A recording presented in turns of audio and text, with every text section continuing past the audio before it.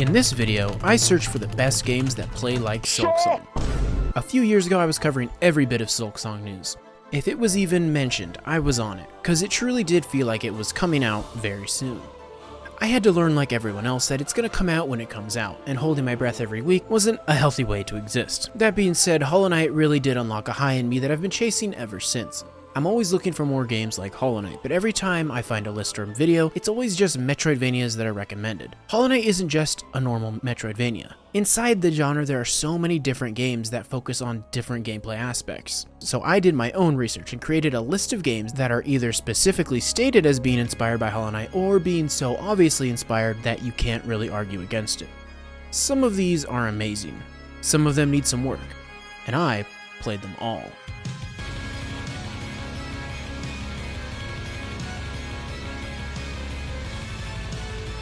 Watch out, watch out, watch out, watch out! This is about what you saw on the train. It's folded, tempered, and it does its job.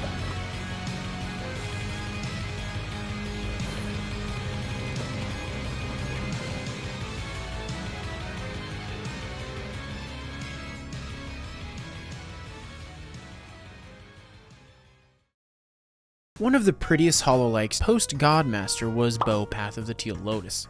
While not quite as successful as a certain Corvian-focused Metroidvania, Bow still did well on Kickstarter and secured itself a decent early following. I was one of the early backers, so obviously there might be some bias, but I guess the one thing I can really say is that Bow changed quite a bit since its first beta, much for the better.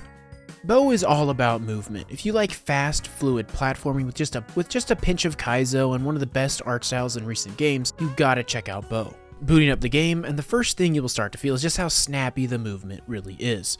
But much like most Metroidvanias, I would say Bow's first level is actually easily its weakest. You go from left to right, using basic tech like move and jump while you make your way through this red bamboo forest. The first NPC of the game is a fox named Asahai, and well, this fox decides to send you on a fetch quest to unlock the gate. Look, I know Metroidvanias are all about backtracking, but sending us right back the way we came at the very start kinda feels strange. It's not a complete waste of time. You learn how to use your bow staff for both attacking and movement, and if you like the pogo in Hollow Knight, Bow's basic design principle is what if you could pogo, but better. If you are airborne and attack in any direction, you immediately get a movement reset. For the jump, even the air dash. This means that you can very quickly start chaining together movement to just blitz through levels and enemies. Because of this design, combat actually feels a good bit different from Hollow Knight, even though the basic moveset is very similar. So going through the bamboo forest eventually brings us to our first boss fight, which is a really cool looking ghost thing, with a very basic moveset. Like, this boss is the perfect tutorial boss for someone that has never played a Metroidvania. It goes horizontally across the screen, it goes vertically, and it summons some minions. Now, beating this boss unlocks the first Metroidvania ability, the baseball bat. This is kind of inspired by the bash from Ori, although it ends up feeling different. Basically, blue projectiles can be grabbed onto for a short amount of slow motion time, and then you aim the direction you want to sling the projectile back towards. This can be used for both movement and movement reset, as the bat pushes you the opposite way the projectile goes. This is used in combat in some fun ways, like having multiple projectiles thrown in a row you need to grab, kind of a timing check I guess. Now most of the bamboo forest is yours to explore. I guess I should mention the little Kodama friends that are basically the grubs of the game, the standard Metroidvania collectible that will come into play later on. Now all of this happens while we have been using a teapot lent to us by our fox friend, and this works almost exactly like Hollow Knight healing. You hit enemies, you get spirit which you can use to heal or use special abilities and spells. Fox friend sends us into a cave to retrieve a monster's eye. It's in here that we start seeing a little more enemy variety and we unlock the charm system of the game. The first one is basically being the suck up money charm. There is a locked door and we need to help our giant Kodama bunny collect his little lost roly-polies, each of which has a small puzzle too. This entire cave is basically the bat tutorial. Like, you need to learn how to bash back projectiles and rollies in order to succeed at this game. Eventually we get the key and unlock our way to the next boss fight, the really large roly-poly. Now this boss really helps showcase just how airborne the combat of Bow is. You attack faster in the air, you move faster, you dodge better. Bow really wants you to stay in the air longer. This is even more apparent with the heat system, which basically rewards high airborne combos without getting hit or touching the ground. Beating the roly-poly gets us the eyes we need to unlock our next movement ability, air dash. And now we are truly flying through levels. The next area is this waterfront bridge. The way to progress is to put out a certain number of pink lanterns in each area, which unlocks doors that block progression. There's some new enemies, but most of the enemies in Bow are pretty basic, having 1 or 2 attacks. and are generally more used as a kind of mobile platforming boosts rather than actual combat threats. It feels like enemies are more just environmental hazards. Eventually we meet the boss of the area, and Hashimehi is almost like an Ori boss. She has these fun chase sequences that are certainly inspired by the Ori games, and after getting through each of them we have the full showdown itself. She's got some pretty standard attacks, but really the main problem with this boss, and most boss fights in Bow, is that they follow really set patterns. Or patterns isn't the right word, they're just really formulaic and set.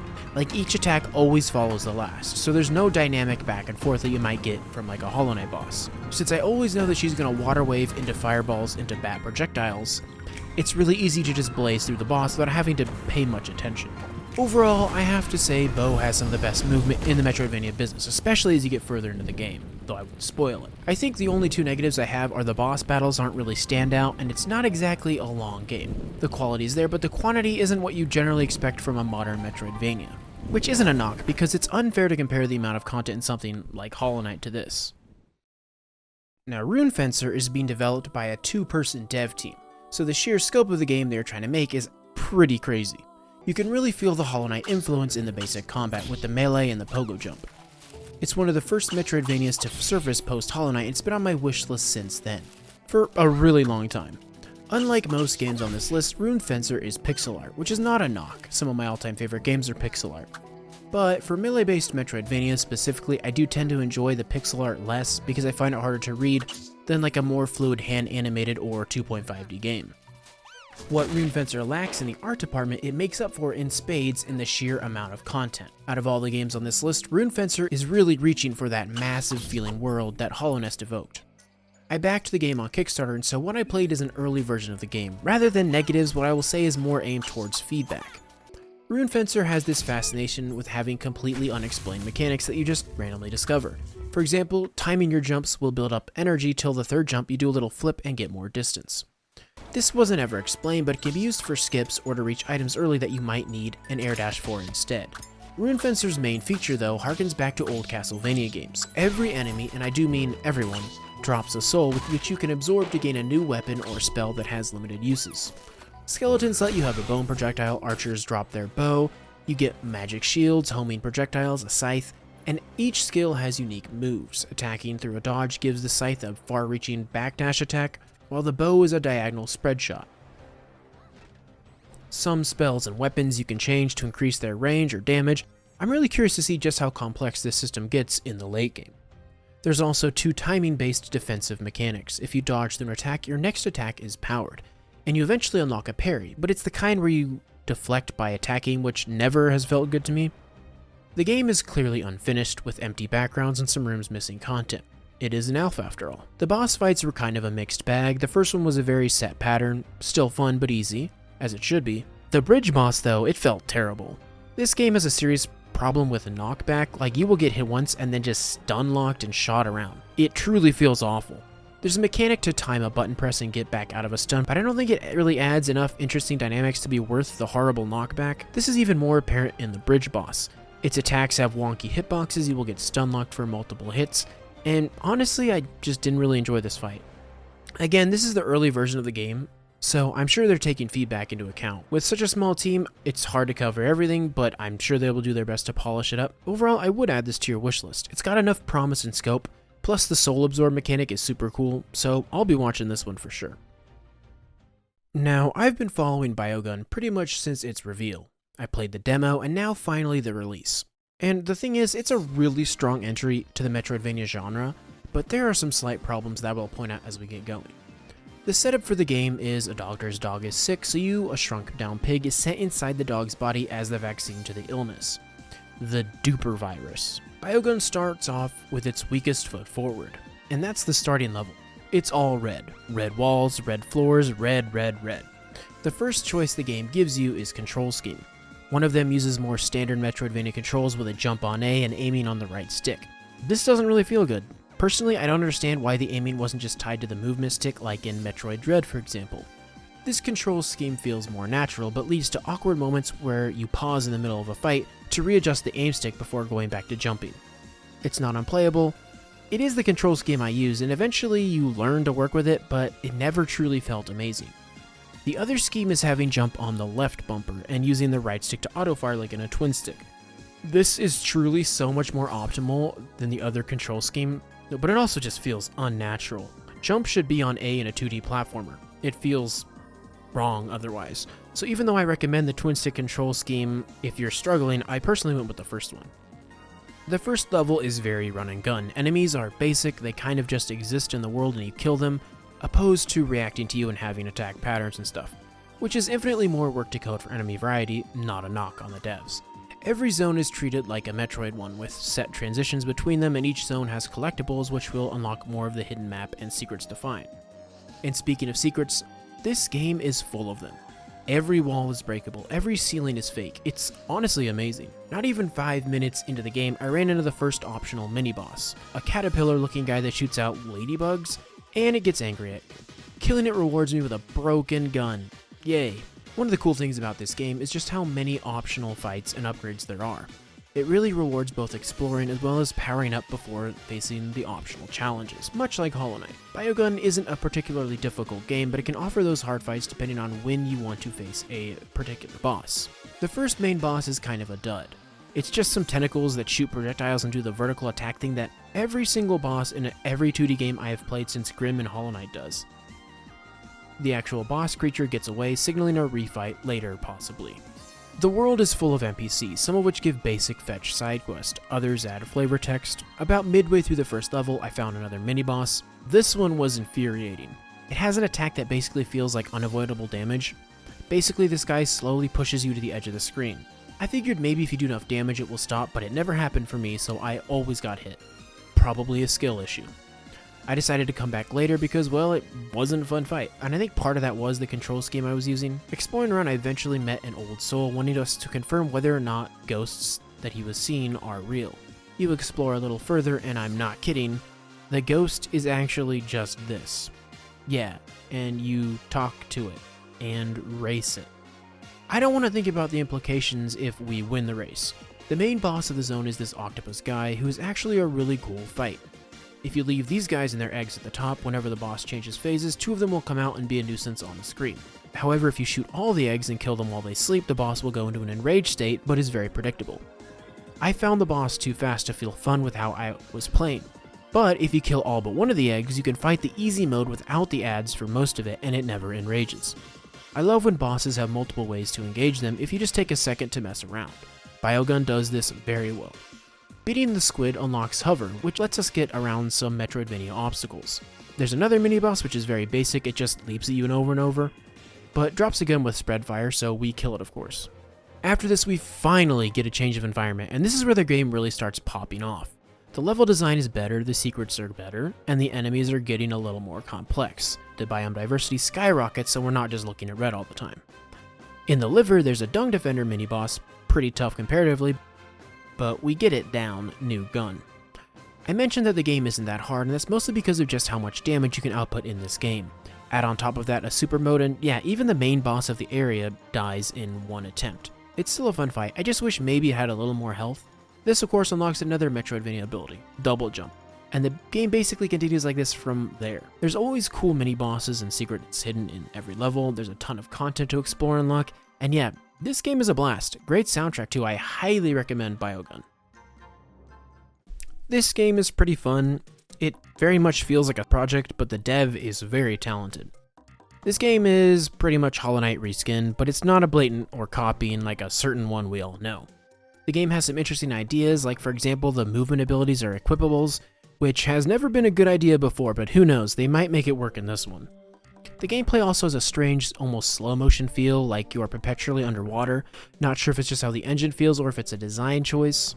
The art style is pleasant to look at, and the environments like the pumpkin one teased are very well done and very pretty. It also has some really fun like indie piano music going on. Honestly, if this game eventually sells for like $5 or $10, I'll probably pick it up. You can wishlist it on Steam, and it actually has a demo out right now you can check out for yourself. Now, I put about 8 hours into Islets to complete it when it came out. The dev of this game is pretty much the master creating what I like to call cozy Metroidvanias.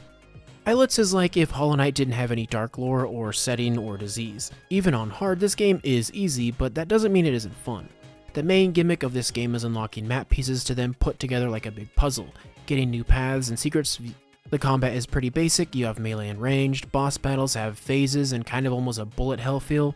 It may seem intense, but the iframes are so generous that it was pretty rare for me to ever die. A big thing I want to point out is how good the sound design in this game is. Everything from breaking a pot to hitting with a bow sounds amazing, and the soundtrack is also really memorable. ASMR fans would love this. I highly recommend Islets if you are just looking for a chill game to play on the Switch or Steam Deck. It's easy to pick up and put down, there's a good amount of content, and for a solo dev, the quality is hard to beat. Also, I think the dev is releasing their next game soon, which is supposedly a top-down Metroidvania, so look forward to that as well, even if it's not exactly like Hollow Knight. Now, I have been waiting for 9 Souls for so long. Hollow Knight and Sekiro are two of my all-time favorite games, so a studio proposing to meld those two things together is like a dream come true. And yeah, 9 Souls delivers on that and then some. The first thing you will notice about 9 Souls is how wordy it is. There is so much dialogue, and the story is really front and center. It's not necessarily a bad thing, but I've seen people use it as a negative against the game. I think it just depends on whether or not you find the story engaging. The other thing you might notice is just how dark and honestly kind of gory the game can be. This is not a game to hold back its punches. If you are a huge lore and setting junkie like I am, 9 Souls really does have the most interesting setting out of all the games on this list. It's mechanical but fantastical, alien and spiritual all mixed into one. The beings we are dealing with have godlike statuses, but some of the best characters are just your everyday Joe Schmo. The twists and turns this story takes are super engaging, so if you're really looking for a good story, I highly recommend 9 Souls. With the caveat that this is a tough game. It has a story mode, but I would recommend looking at the gameplay to see if it's for you. So you start out in a village with these 8 people, a very low-tech tribal people who worship a deity and follow a ritual that's pretty gruesome.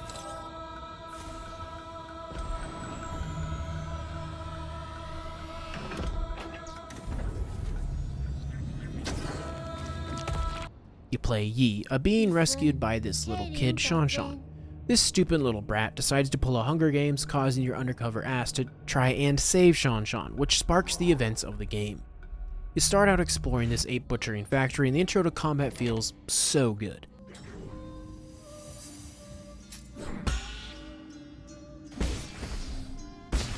You mostly rely on a deflect mechanic as defense, but instead of a posture damage system, each deflect builds up a magic talisman for you, which you can then apply to enemies for a big burst of damage.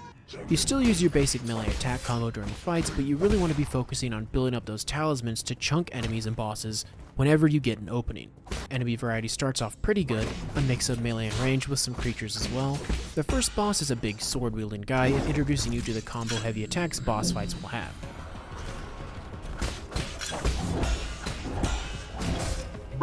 Getting the timing on each attack string down and then hitting enemies with a talisman burst feels amazing, and the combat only gets better from here.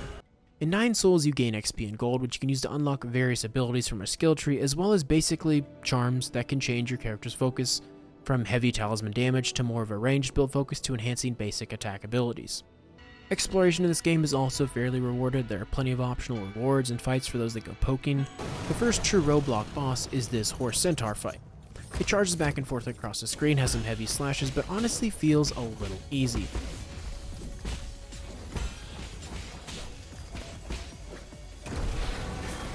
Which is why, of course, it has a second phase, which is faster, has more attacks, and utilizes a new mechanic, which is basically like if you mixed Hollow Knight's Pogo with Sekiro's Mikiri counter. When an enemy attacks with a red unblockable attack that has a green glow, you can press B at the right time to stun them and get some damage in. You can also use this mechanic in exploration to pogo off of certain blocks to get around.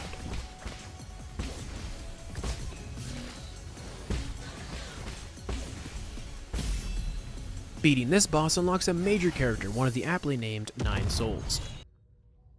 Kaofu is freaking great. This backstabbing, always hungry, always looking for an excuse roly-poly ball has a fantastic theme song, and helps serve as sort of an upgrade store for the player. Both he and Shan are located in the hub of the game, which you will end up returning to frequently. It's at this point that the game opens up and gives you many different paths to travel down, and the true Metroidvania feel of the game happens. I headed to a garden district, which has some fantastic lore and atmosphere, no spoilers. This level has basically big zones that you slowly explore and traverse by unlocking gates of acid water that prevent progress. There's a really fun optional mini-boss hidden away, but the main goal is to reach another one of the 9 souls. This boss is honestly kinda meh.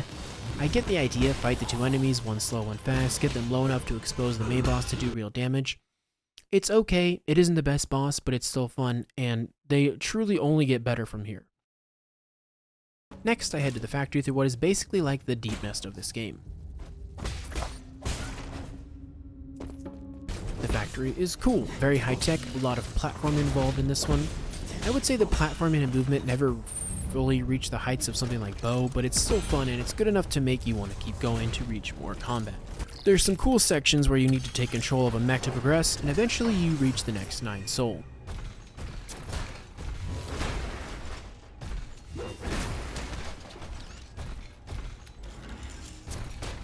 But first you have to survive basically a trap house. This guy is trying to snipe you, so you have to time the shots to unlock the way to progress.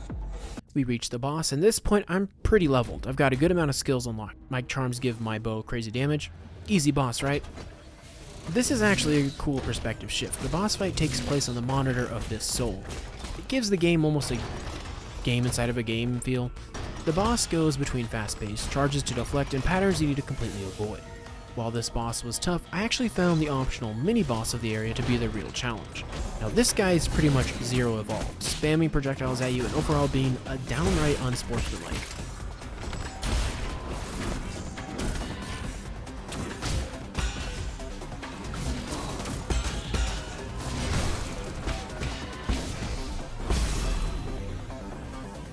The first big story twist happens after this. A certain character just beats the shite out of you and you end up in a cool stealth prison escape sequence. It's interesting to have that Metroid start from scratch moment later into the game, although this is a bit different since you do get all of your stuff back at the end of the sequence.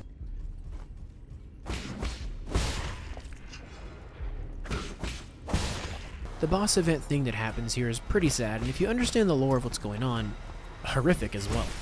I'm trying to sell the game without spoiling too much of what's going on, so sorry about some of the vagueness. 9 Souls combat is always evolving. Just when you think they can't add a new mechanic, they do. It's at this point the story picks up. I have talked up the boss fights in this game, and truly, the boss fights only get better. In fact, I would say 9 Souls has 2 of my all-time favorite boss battles in games. While 9 Souls is a Metroidvania, it has required movement and item upgrades to open progression paths, and it certainly rewards backtracking. I honestly recommend 9 Souls more if you're craving something that's skill-based and has challenges that reach those god-home heights.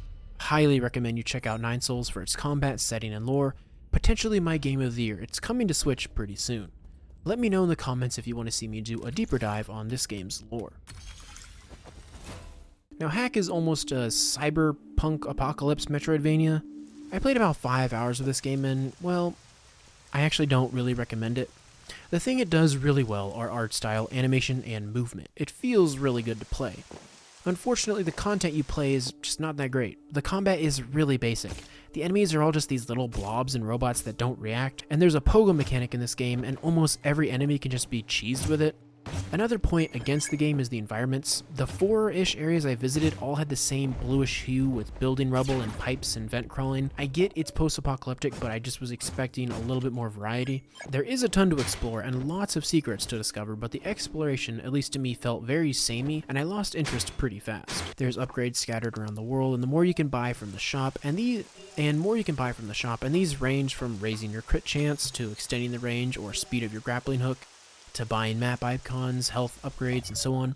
The story is very wordy, but unlike something like 9 Souls, it feels like most of these words are unnecessary. The story never truly gripped me, and there were no twists to keep me invested along the way. And finally, the biggest sin, the boss battles. They just do not match up with modern Metroidvania standards. The pogo mechanic just obliterates them. They don't really have many dangerous attacks. Again, lovingly animated, and these were early game bosses. They just never truly felt like a climactic capstone of a level that I was expecting. Now, the Steam reviews are actually really good for this game, so maybe it just takes a while for the game to open up in variety, much like how Hollow Knight's Crossroad is its most bland zone. But considering I put almost 5 hours into the game and it never reached that point, like I said, it feels amazing to play, and the animation is top-notch. So if this at all interests you, maybe take a look at the gameplay footage from the later game and read positive reviews to see what people like about it. For me, this seems like a real 7 out of 10 game you might pick up on a bigger sale, and in a time when there's just so many 9 out of 10 and 10 out of 10s, you can see why I would recommend this last. Out of these 7 games, I would highly recommend Bow, Path of the Teal Lotus, Biogun, and Nine Souls. Each of these games have elements of what I love from Hollow Knight, but kind of mixed in with other games to produce something new. Now, if I had to rank them, I would instead say if you love Hollow Knight and the Ori games, you should get Bow. It has amazing platforming and less dark tones. However, if you are more of a Metroid fan and like ranged combat, I would say pick up Biogun. It has the same million secrets that a Metroid game has, and some great boss fights that feel similar to Hollow Knight. However, if you really are craving a challenge and enjoy skill-based combat, Nine Souls is basically Sekiro meets Hollow Knight. As someone who ranks Sekiro in his top 5, maybe even top 2, Nine Souls really scratched that itch for something that really pushes you to learn and grow as the game progresses. It's almost a sad thing that we have so many good Metroid options releasing so closely, because it really does seem like these games are sliding under the radar. What with the just massive amount of games releasing, it's easy to get lost in the algorithm. It's getting harder and harder to be an indie dev, so please show these games some love and at least add them to your wish lists.